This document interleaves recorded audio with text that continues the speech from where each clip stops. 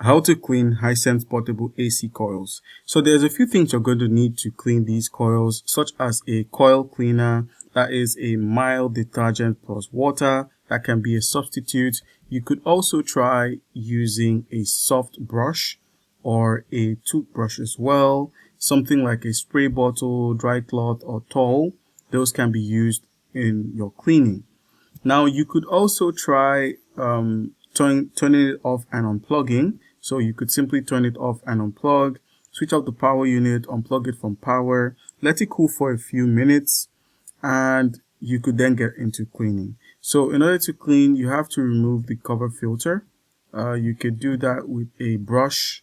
You could simply remove the cover filter and then dry clean it first. So it's a really easy process. Just remove the cover filter from the back and remove the air filter. You'll see the coil, which are some metal fins, and then you can now dry clean it first using your brush to get it done. Use a soft brush or vacuum. Gently remove dust and debris.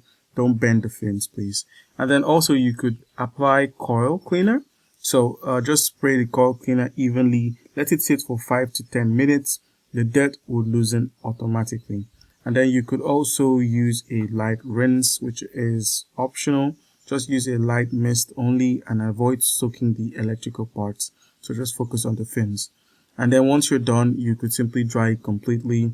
Leave it in the open for 1 to 2 hours. Make sure everything is fully dry and under the sun.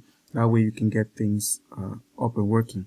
And then the last step is to simply reassemble, put the filter back in, close the panel, plug in and test. So some important tips: make sure to clean your coils every 3 to 6 months.